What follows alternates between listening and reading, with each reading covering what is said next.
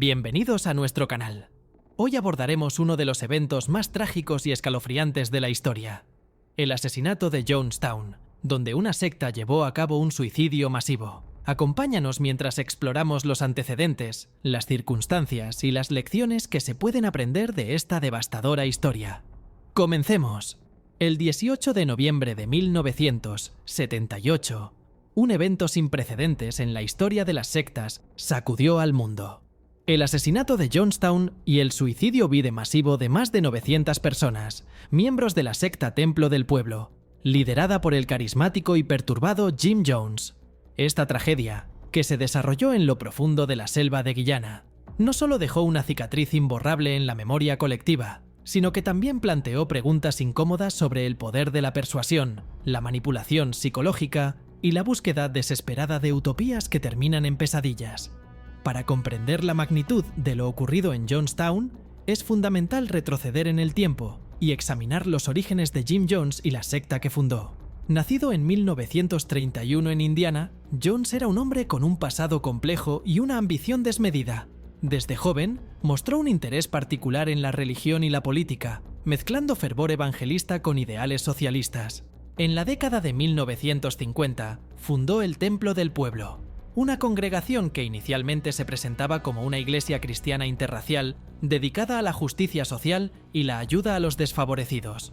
En sus inicios, el Templo del Pueblo atrajo a una diversa gama de seguidores, en su mayoría personas marginadas, de bajos recursos, minorías étnicas y aquellos que buscaban un sentido de pertenencia y propósito. Jones se presentaba como un defensor de los derechos civiles, un sanador milagroso y un profeta que predecía el fin del mundo tal como lo conocíamos. Sus sermones eran una mezcla de referencias bíblicas, discursos anticapitalistas y promesas de una sociedad igualitaria libre de opresión. Ofrecía alimento, refugio y una comunidad solidaria a quienes lo necesitaban, lo que lo convirtió en una figura atractiva para muchos que se sentían desilusionados con la sociedad tradicional. A medida que el Templo del Pueblo crecía, también lo hacía el control de Jim Jones sobre sus seguidores. Lo que comenzó como una comunidad con ideales nobles, gradualmente se transformó en un régimen autoritario y paranoico. Jones exigía una lealtad absoluta, presentándose a sí mismo no solo como un líder espiritual, sino como la encarnación de Dios, y a veces de figuras históricas como Jesús o Buda. Manipulaba a sus feligreses a través de la privación del sueño, la intimidación, el abuso emocional y físico, y la constante amenaza de un mundo exterior hostil.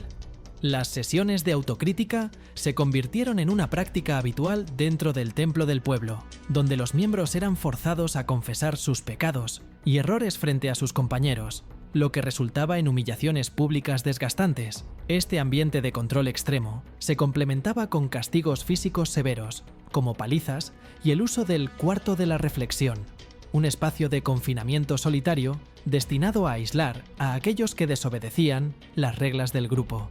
La dinámica familiar se desintegró bajo este régimen, ya que Jim Jones promovía la lealtad hacia la secta por encima de los vínculos familiares tradicionales, llegando al extremo de alentar a los niños a referirse a él como papá, distorsionando así la noción de parentalidad y afecto.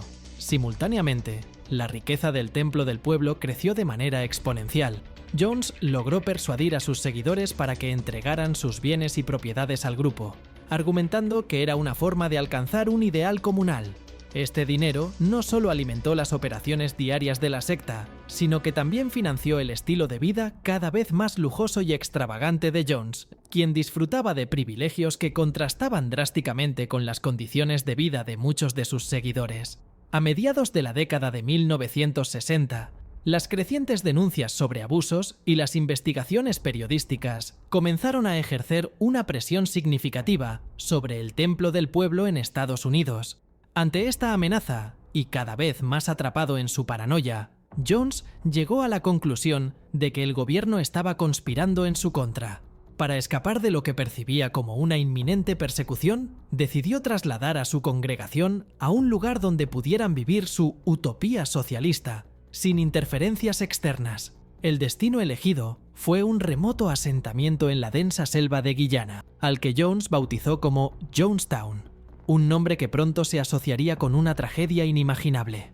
En 1977, miles de miembros del Templo del Pueblo comenzaron a emigrar a Jonestown. Se les prometió un paraíso agrícola, Se les prometió un paraíso agrícola, un refugio seguro donde podrían construir una sociedad justa y equitativa.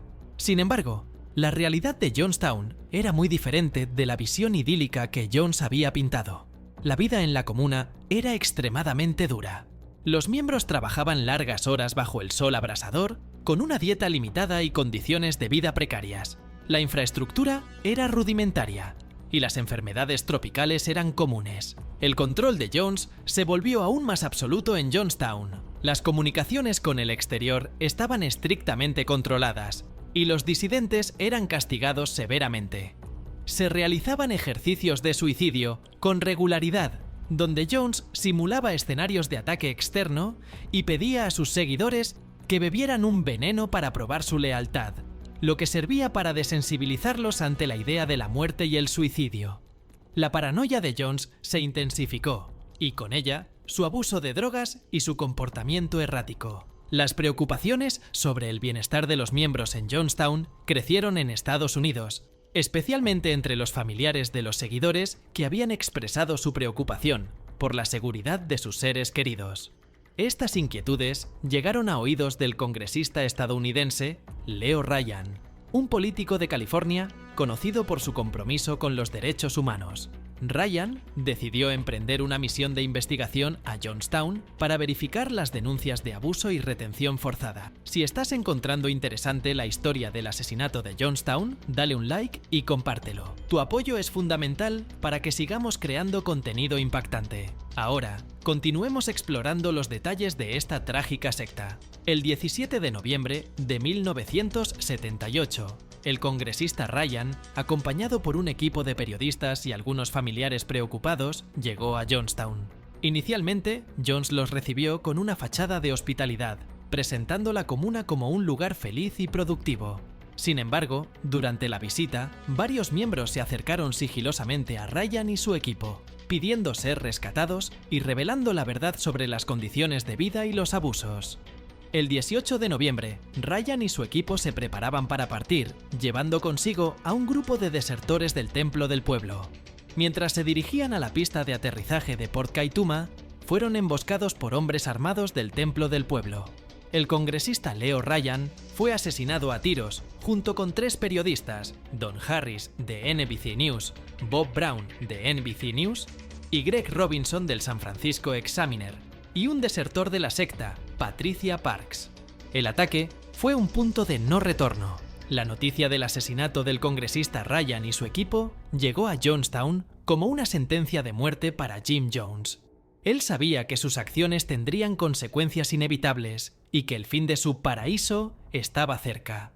En un discurso grabado, Jones convocó a sus seguidores a una reunión final en el pabellón central de la comuna. Ante la inminente llegada de las autoridades, Jones instó a sus seguidores a participar en un suicidio revolucionario. Lo que siguió fue una escena de horror inimaginable. Se preparó una gran tina con una bebida de Flavor Aid, un sustituto Kool-Aid mezclada con cianuro, Valium, prometacina y hidrato de cloral. Jones, con su voz amplificada por altavoces, comenzó a predicar sobre la necesidad de morir juntos, de cruzar al otro lado, para escapar de la opresión y para asegurar su lugar en la historia como mártires de la causa socialista. La desesperación, el miedo y la manipulación psicológica extrema habían despojado a muchos de sus seguidores de su voluntad de resistir. Los niños fueron los primeros en ser obligados a beber el veneno, a menudo con la ayuda de sus padres o de otros miembros de la secta. Las grabaciones de audio de ese día revelan los gritos de los niños, las lamentaciones de los adultos y la voz implacable de Jones, instándolos a cumplir con su último acto de lealtad. Aquellos que se negaban eran obligados a la fuerza o asesinados por miembros armados de la secta.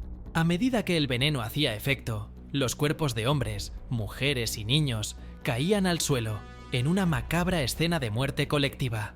En cuestión de horas, más de 900 personas, incluyendo más de 300 niños, yacían muertas en Jonestown.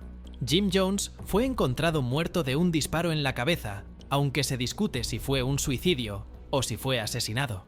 La masacre de Jonestown dejó al mundo atónito y horrorizado. Las imágenes de cientos de cuerpos apilados en la remota selva de Guyana se convirtieron en un símbolo indeleble de la locura sectaria y el poder destructivo de la manipulación. Las investigaciones posteriores revelaron la escalofriante verdad sobre el control total de Jones sobre sus seguidores, su abuso de drogas, su paranoia y su delirio de grandeza. El legado de Jonestown es multifacético. Por un lado, sirvió como una dura advertencia sobre los peligros de las sectas destructivas y la importancia de la vigilancia ante líderes carismáticos que exigen lealtad absoluta y aíslan a sus seguidores del mundo exterior. Subrayó la vulnerabilidad de las personas que buscan respuestas y sentido en un mundo complejo, y cómo esa búsqueda puede ser explotada por figuras manipuladoras. Por otro lado, Jonestown también generó un debate crucial sobre la libertad religiosa y los límites de la intervención gubernamental en asuntos de fe. La tragedia llevó a un mayor escrutinio de los grupos religiosos no convencionales y a la creación de organizaciones dedicadas a ayudar a las víctimas de sectas. Hoy en día, el nombre Jonestown es sinónimo de una tragedia sin igual, un recordatorio sombrío de cómo la promesa de una utopía puede transformarse en una pesadilla absoluta. La historia de Jim Jones y el Templo del Pueblo es una compleja red de esperanza, desesperación, engaño y una fe ciega que condujo a una devastación masiva.